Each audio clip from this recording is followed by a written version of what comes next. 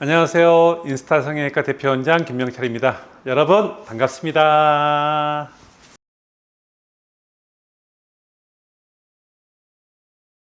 부작용 사례는 정말 여러 가지가 있을 수 있습니다. 간단하게 말했을 때 부작용이라보다는 이제 트임이 덜 됐을 경우가 있을 경우요. 그 다음에 트임이 비대칭으로 되는 경우, 한쪽은 잘 터졌는데 또는 둘 다 잘 터졌어도 한쪽이 조금 더 많이 터진 경우, 한쪽이 좀 덜 터진 경우, 또는 원래 비대칭이 있었는데 비대칭이 좀 더 완벽하게 교정이 안 되는 경우, 여러 가지 경우가 있을 수 있고요. 그 다음에 이제 흉터 부분이 생길 수 있습니다. 우리가 특히 D팀 같은 경우는 흉이 많이 문제가 되고요.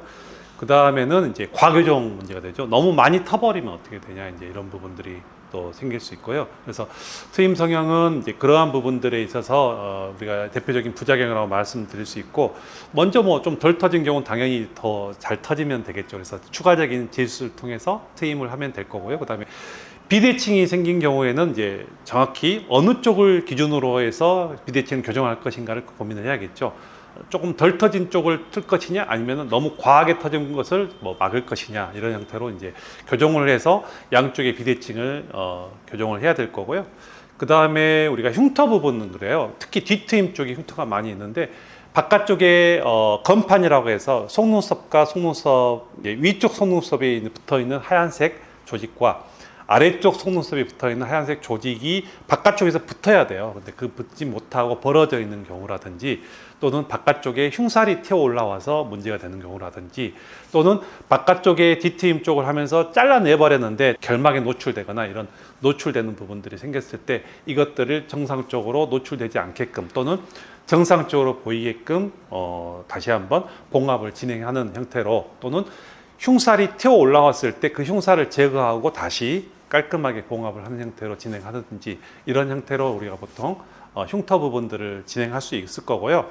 마지막으로 과교정 됐을 때, 밑트임이 과교정됐거나 앞트임이 과교정됐거나 또는 뒷트임이 과교정됐거나, 이런 과교정됐을 때는 당연히 복원을 진행을 해야겠죠. 그래서 앞트임도 한쪽만 복원할 수도 있고 양쪽 복원할 수 있고, 또는 뒷트임도 마찬가지죠. 과하게 터진 쪽을 복원을 하는 형태로 진행을 하면 되고요. 밑트임 같은 경우도 과하게 꺾여 있거나 또는 너무 많이 내려가 있거나 이런 부분들을 복원을 함으로써 또 이런 부작용들을 해결할 수 있는 방법들이 있을 것입니다. 그래서 트임 같은 경우도 우리가 생각했던 것 이상으로 여러 가지 형태들이 있고, 또 이런 부분들을 보완하고 수정하고 이걸 해결해 줄 수 있는 방법들도 있다는 점 여러분들이 잘 아시면 될 걸로 생각합니다. 네, 이상으로 여러분들이 댓글에 달아준 질문에 대한 답변을 해드렸고요. 마찬가지로 항상 뷰티와 또는 성형에 관련된 어떤 질문이더라도 저희 유튜브 채널 창에 댓글로 질문을 남겨주신다면 오늘 같은 영상으로 상세한 답변을 해드리도록 하겠습니다. 감사합니다.